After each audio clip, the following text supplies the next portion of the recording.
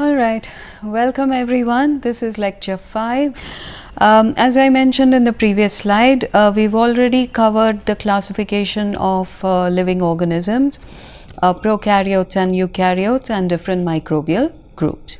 In this particular lecture, we are going to be looking at prokaryotic diversity and the microbial genome. So I think I mentioned at some point that we have 3 domains. We have bacteria, we have archaea and eukarya. Now eukarya means all eukaryotes, and all prokaryotes are divided into 2 domains, bacteria and archaea. So I also mentioned, I think at some point, that archaea are bacteria that perhaps started life in an environment that is nothing like what we see today. So remember that life did not begin under conditions that we see today. Life began under very, very harsh conditions. The temperature was very high, pH was somewhat low, there was no oxygen in those conditions. Those are the conditions under which life began. So these Archaea bacteria are considered to be extremophiles, and that's what we're going to look at in this particular slide. So here we have a few examples of Archaea bacteria and just one example of a more modern bacteria, or a eubacteria, or just bacteria. So let's take the idea of temperature first. We will be looking at these factors in more detail in subsequent topics, but this is just to give you a little bit of an idea about extremophiles. These are a very interesting group of bacteria, so that's why it's important to at least recognize the fact that they exist, and they exist in very, very harsh conditions, which we would normally imagine no life can exist. So at very high temperatures, we have a group of bacteria called Hyperthermophilic Bacteria, or hyperthermophiles. They are capable of living within a temperature range of 106 to 113 degree centigrade. Their habitat can be hot water springs or boiling water springs. They can be in submarine hydrothermal vents. So you have hot gases coming out from the depth of the earth in these marine environments at the depth of the ocean floor and so on. These are Archaea bacteria. So this is one particular example called Pyrolobus fumari.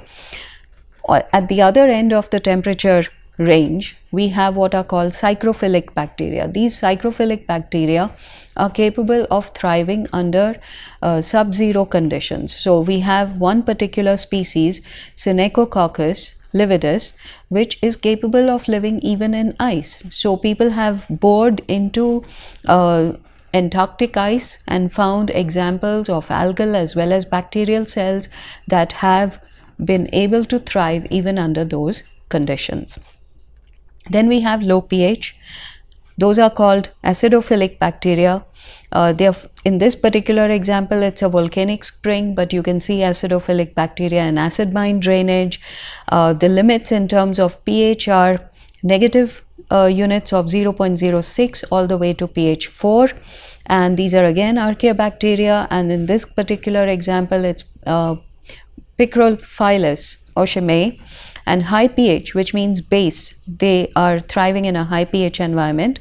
So it's an alkaliphile or an alkaliphil, 8.5 to 12 pH. Soda lakes are examples of where you might find these bacteria, and these are again Archaea bacteria. At the bottom of the ocean or in the depths of the oceans, where the pressure, because of the hydrostatic pressure, is extremely high, there are very few living organisms that can withstand those kinds of hydrostatic pressures. So the number of organisms you see in the depth of the oceans is much, much less than what you see at the higher layers, or the high, so these barophilic bacteria, they are capable of withstanding pressures of 500 to more than 1000 atmospheres. And the Marianas Trench, which is considered to be the deepest point on the planet, there are bacteria that have been found even in that location. It's again an Archaea bacteria, and it's been named for the location, so it's called Mariana Trench MT41. You would think that salt, which we think of as a preservative, when we think about food preservation, we think of high saline solutions as being preservatives because most bacteria or pathogenic bacteria are not capable of growing in them. So that is definitely true. However, that does not mean there are no bacteria in the salt pans. If you happen to go to a salt pan, you might want to take a sample and see if there are bacteria in it, because halophilic bacteria are capable of thriving even in those environments. So they have the ability to tolerate saline concentrations of 15 to 32%. What is the saline concentration of seawater? Seawater is 3.5%. So this is 10 times, almost 10 times higher than seawater. So even under those conditions, there are certain algal cells as well as bacteria that are capable of growing and surviving. So this is an example of an Archaea bacteria. It's a Halobacterium salinarium, and I'll show you some graphics which also give you examples of the same. So here we have a boiling water spring. This is from the Yellowstone National Park. All the colors are due to different species of thermophilic bacteria that live in this particular spring. The blue water in the center is extremely hot, it's boiling, but it does not prevent particular species of bacteria from growing in it. Here's another example of a Hyperthermophilic Archaebacteria. The optimum temperature for its growth is 100 degrees centigrade. So this is Pyrococcus furiosus.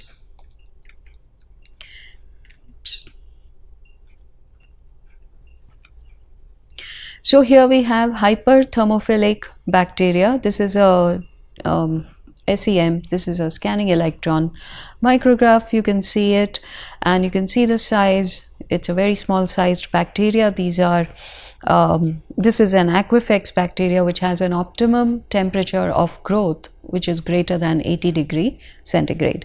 You can see the tree of life, just to remind you, the phylogenetic tree, and this is the last universal common ancestor, and you have the two branches with the prokaryotes, bacteria and archaea, and eukarya, which is the third branch or the third domain. Then we have another extremophile called Dinococcus Radioduranz, and this is considered the world's toughest bacterium according to the Guinness Book of World Records. This bacterium has the ability to withstand radiation that no human being or any other organism is capable of withstanding.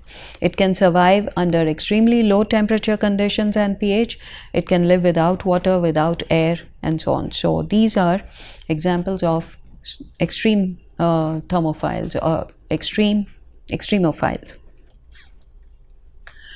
Then, like I said, Halobacter Salinarium, this is an example of that bacteria which is capable of growing in salt pans.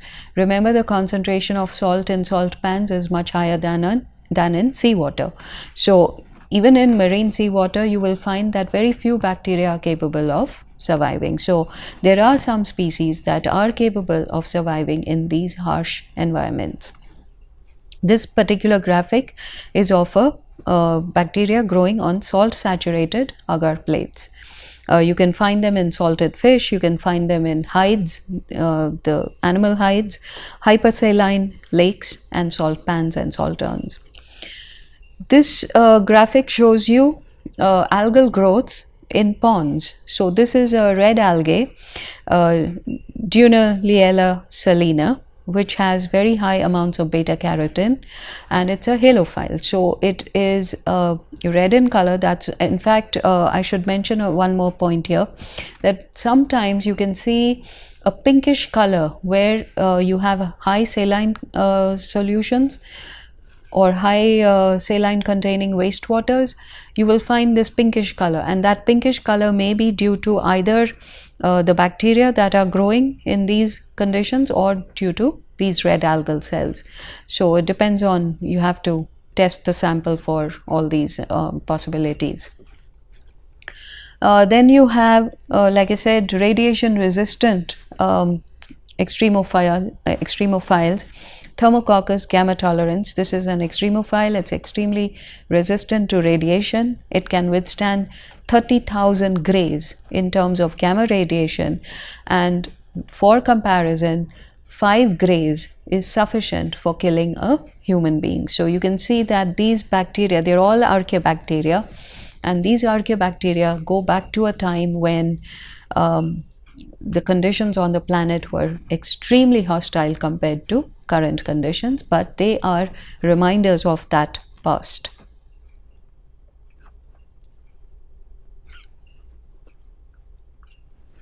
I've already explained this slide, but just to remind you that there is a lot of prokaryotic diversity in so many different environments. So this is what you might find in a wastewater sample. This is what you find on the surface of the human tongue.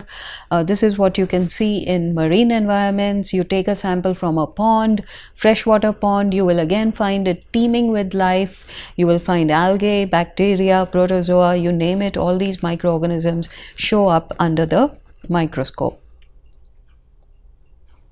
Then you have Streptomyces. So this is a gram-positive bacteria which is filamentous in nature. You can see how individual cells have formed these long filaments. They almost look like the fungi that we were looking at, and that's why the name Streptomyces. It's filamentous, it's found in soil and mud, and most of us have experienced this earthy smell. So when you have dry soil becoming wet, there is a release of a particular compound which has this beautiful earthy smell that most of us like, and that is due to a particular compound called geosmin. And animals and human beings are very sensitive to the smell of geosmin because that was what helped us find water. So not only do we find it extremely pleasant, but it's also an indicator of the presence of water. Then we have gram-negative bacteria like Pseudomonas aeruginosa. Now, Pseudomonas aeruginosa, because it's gram-negative, it means it cannot retain the crystal violet stain. So we will talk about the gram staining procedure in the microscopy topic, but for now it's just simple. It's enough for me to say that for reasons of the structure of the cell wall, gram-negative bacteria are not going to retain the first stain, which is the crystal violet stain, and the second stain, which is the counter stain, safranin, gives it a orange color. So what you see over here is an orange color. That is because the bacteria Pseudomonas aeruginosa is gram-negative. Pseudomonas aeruginosa is all around us. It's present in soil, it's present in the feces of human beings, animals, perhaps even birds. It's similar to E. coli. E. coli is also another one that is found in the feces of humans and animals and birds and so on. So these are both gram-negative bacteria that are very common in our environment. You will find it in water, soil, all of these environments, not in air. They need water. Then we come to filamentous cyanobacteria. So we have two examples here, Oscillatoria and Spirillum. So cyanobacteria are, there was a point in time when they used to be called blue-green algae, but cyanobacteria are considered to be the ones that have modified the planet atmosphere from anoxic conditions to the present oxic condition. So the oxygen in the atmosphere that we see today, it's a fairly high amount of oxygen, 29%, and that amount of oxygen has been created by these cyanobacteria. Without them, none of us would be here. And they are also found in several different forms. They are found in unicellular forms, colonial forms, heterocystous forms. The heterocystous forms are the ones that are capable of fixing nitrogen from the atmosphere. Remember that nitrogen gas that is present in the atmosphere, it's a huge amount, but it's not bioavailable. And unless you have bioavailable nitrogen, you cannot have productivity. Even plants, photosynthetic organisms, need bioavailable nitrogen to survive and grow. So all life on the planet literally depends on the presence and availability of bioavailable nitrogen. So that too is part of is attributed to these cyanobacteria.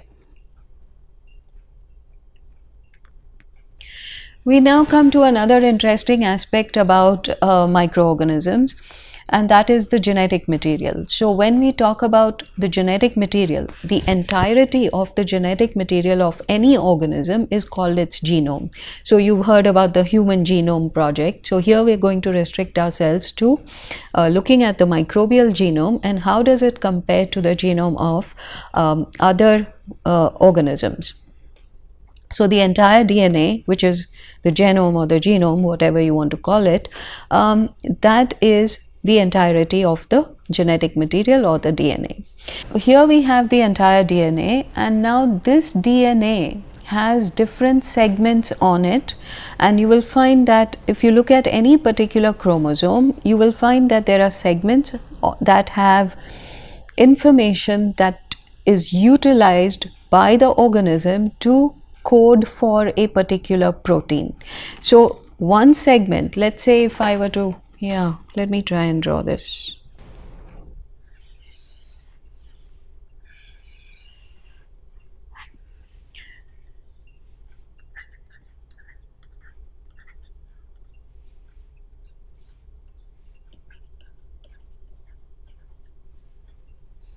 Okay, so a very rough sketch of what a particular chromosome might look like. So you have a long strand of the DNA and you will have segments, and each segment that encodes for one product or one protein is called a gene. So every segment that encodes for one product by definition is called the gene.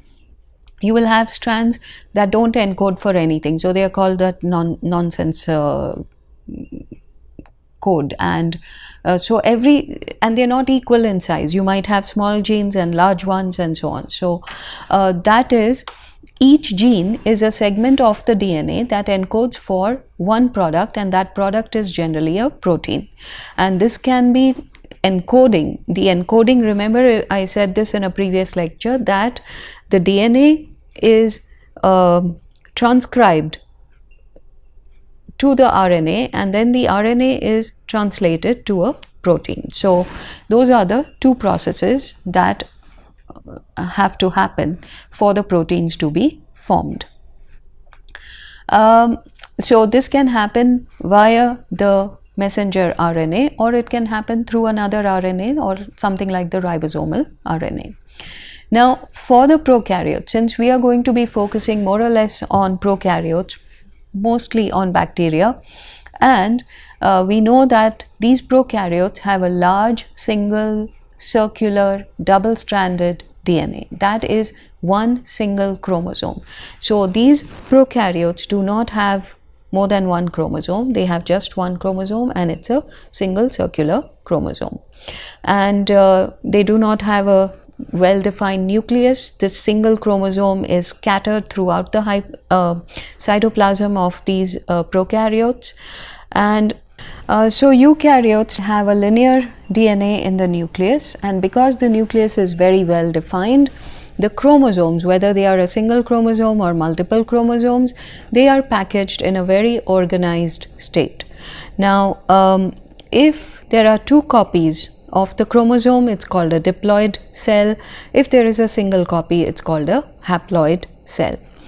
For cell reproduction to happen, the chromosomes have to be doubled, and then the cell divides. So for the new biomass to be generated, you need doubling of the chromosomes followed by cell division. In sexual reproduction, the diploid genetic material is first split into two haploid cells in a process called meiosis. Cell division is mitosis, and the halving of the diploid cell is always, it happens only in sexual reproduction, and that happens by the process of meiosis. Then you have bacterial yeast, just an example, Saccharomyces cerevisiae, which has 16 chromosomes, which means 8 pairs. The human cells have 46 chromosomes, which means 23 pairs.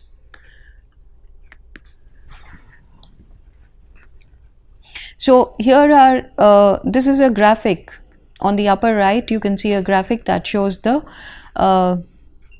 23 pairs, yes, the 23 pairs of chromosomes that human beings have, and out of these 23, 22 are autosomes, and there's only one pair of sex chromosomes, that is the ones that define the gender.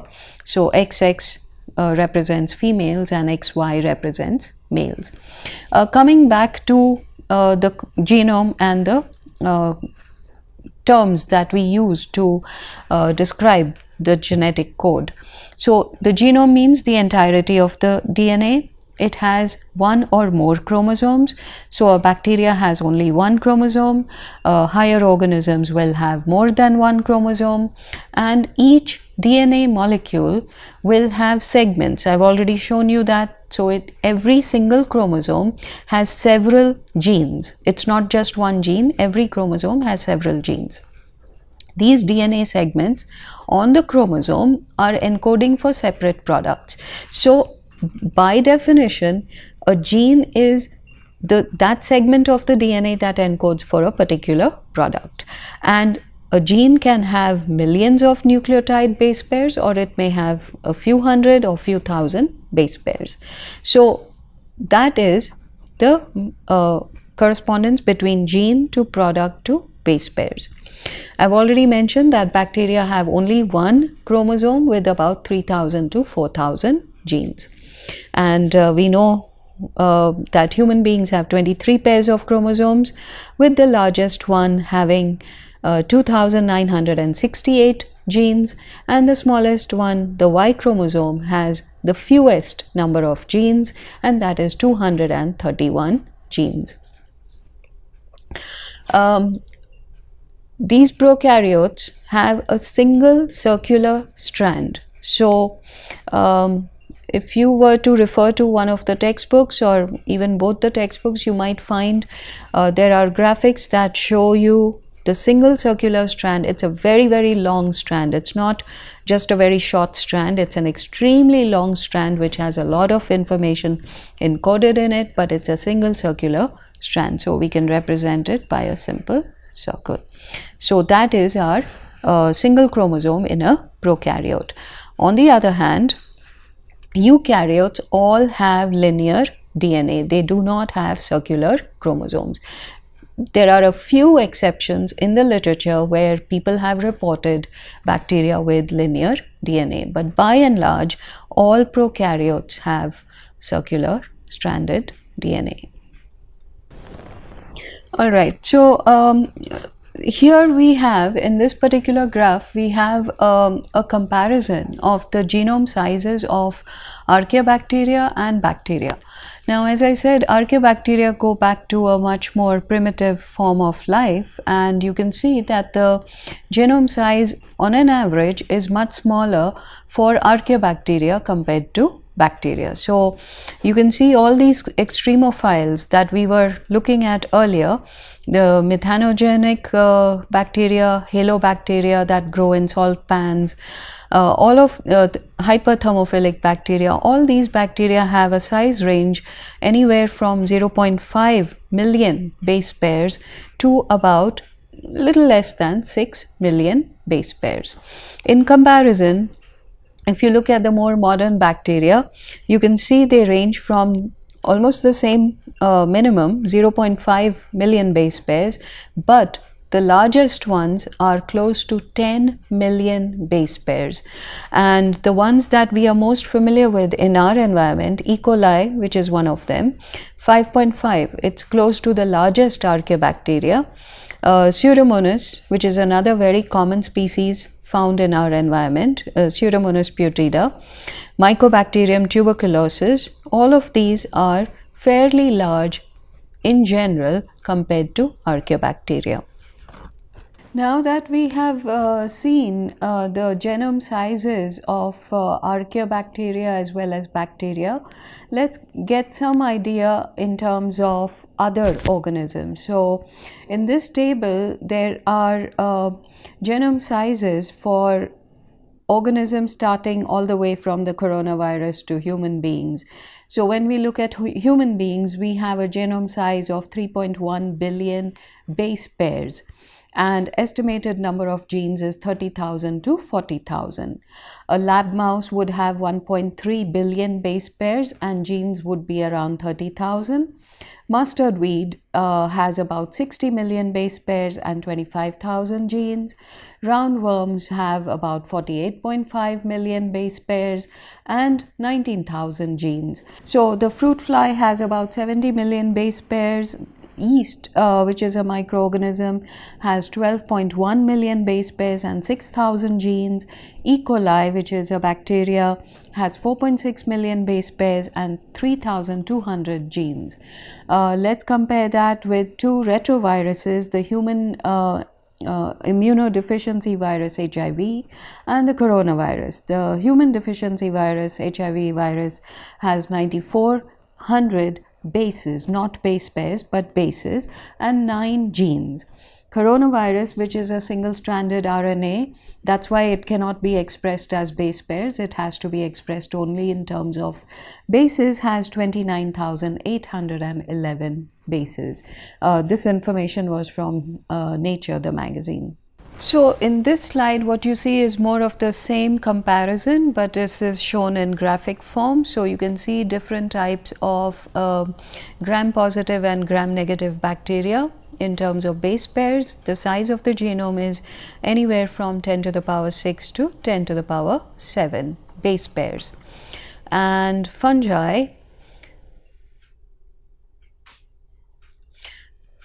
range from 10 to the power 7 to 10 to the power 8, so do algal cells, and so do some worms.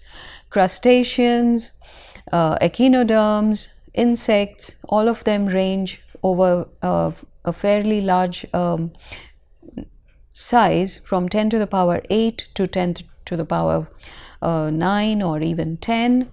And birds are around 10 to the power 9. Fish are around 10 to the power 9 to 10 to the power 10. Reptiles, again in the same range. Mammals, within that range. Amphibians, flowering plants, all of them have a huge range from 10 to the power 8 to 10 to the power 11 base pairs. We'll stop at this point. Thank you.